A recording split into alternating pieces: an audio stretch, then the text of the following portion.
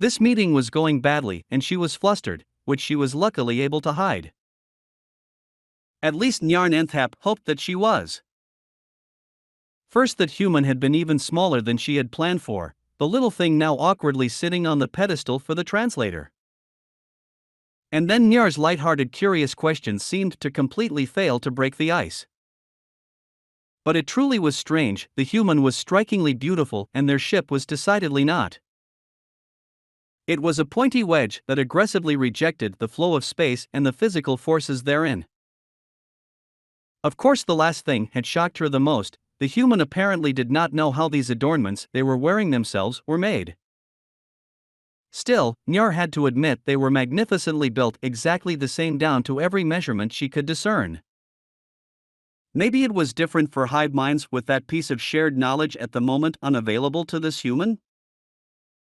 Nyar thought up some pleasant diplomatic words of the human language and formed the thought at the translator. I just want to restate that the insignias are beautiful and well made. Please excuse my curiosity on their construction, I did not want to overstep. Perhaps you can help me understand your fascinating biology more instead. I would like to know about your means of communication through a shared consciousness. How are you able to connect to each other over stellar distances? Then she waited for the translator to create those air vibrations that were the human's way of exchanging information over small distances. Quite efficient too, as it needed next to no energy and simultaneously worked between great numbers of individuals. Though it was a bit simpler than just transmitting thoughts and so likely offered less bandwidth for substance. The translated reply was overlaid with slight confusion, seemingly the normal state of that human, and a short explanation of quantum entanglement ship-to-ship communication. But that was not what Nyar wanted to know. She suspected the translator to be not accurate, even though she had been very proud of how she had made it, at least in the beginning. Thank you very much for the explanation on your ship-to-ship communication technology. I am afraid I have not understood how it ties into your interhuman communication. Could you please elaborate on how you communicate between humans outside the range of your voices? This time, the overlay of confusion was so strong that it was everything that came back. I am sorry for having been too vague, and I will try to explain it from my point of view. Since your arrival and at this moment I cannot measure signals of any kind coming from you or being transmitted to you. Judging from your position of representing all humans and your current awareness, you are obviously still tied into the shared consciousness. This information I only want to know so I can ensure my earlier promise of no harm coming to you in my presence. My least desire is cutting you off from your collective because of my ignorance. More confusion and the polite inquiry to elaborate. Using this indirect way of exchanging information was very tiring on her mind, and this meeting was on a good pace to outlast Nyar's previously longest. Carefully she put together more phrases, but her curiosity and slight frustration got the better of her for a split second. How does your Hive-Mind work? She then inquisited bluntly and too fast to stop herself. The human luckily did not appear to be disgusted from her directness and even seemed to understand this question better. There was no confusion attached to the reply, and they flatly stated that humans were no hive mind and this one was an independent individual. But that could not be. How could a being that tiny possess a nervous system complex enough to communicate intelligently, let alone create technology to traverse space? What then was the benefit of them being so many? With a thought, she locked down the meeting room with a full-spectrum communication blockage field, a safety measure she had implemented for emergencies and not planned to actually use. Incredibly, she noted no change in the human. So it truly was a contained unit, independent from a shared consciousness. Nyar was perplexed and again let slip a thought. The disk in her hands chirped, impossible. You are too small. This time she thought to hear some emotion from it, baffled incredulity. Ambassador Neil stood up instinctively, drawing herself to her full height. She was at least 2 hand widths above average height. adding her oftentimes unruly curly hair that might have even been 3.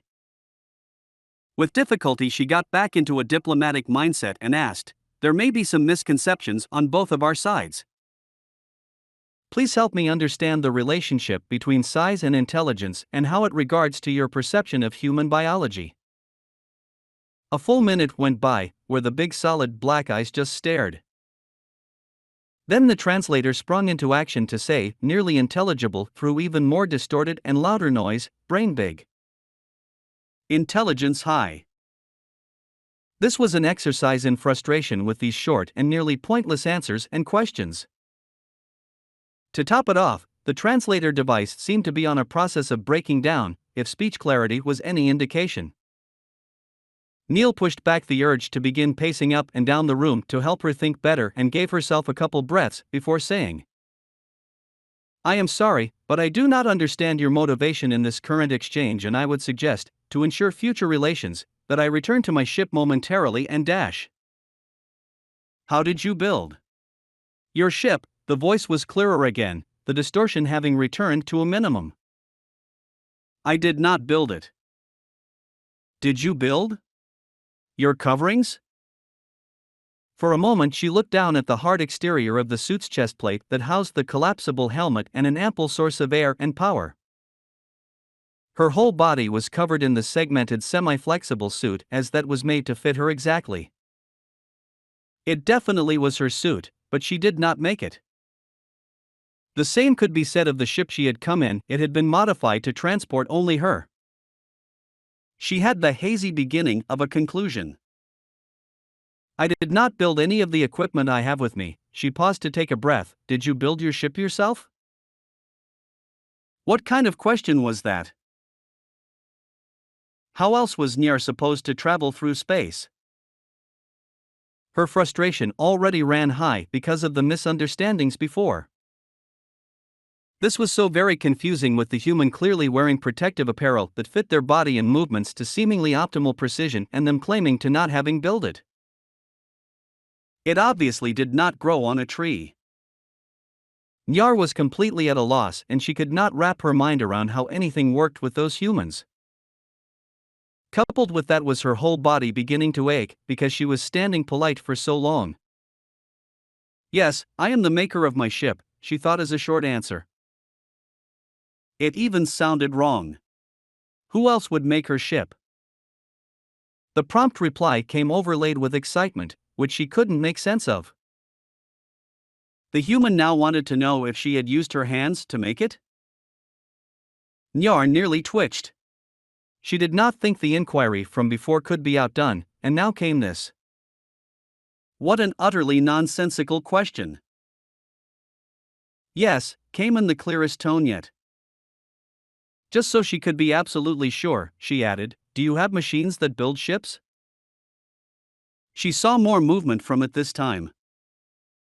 It shifted and then turned its head to look at her with the other pair of eyes, though it was the same scrutinizing glare. "A machine cannot build." Now Neil could not stop herself from pacing anymore. The alien being was huge and more massive than any land creature on Earth. If size truly equated intelligence, and it was not only sapient, but able to build a spaceship and a fully functioning, albeit seemingly limited, interspecies translator by hand. The latter one a mere 2 days within first hearing of humans, it must be exceptionally intelligent and skilled in all types of crafts. Neil did not know how the ship worked she was using, someone else did. Well, there probably was no single person in the world that knew how all of its individual components operated in detail. So the humans actually were some type of hive-mind in comparison.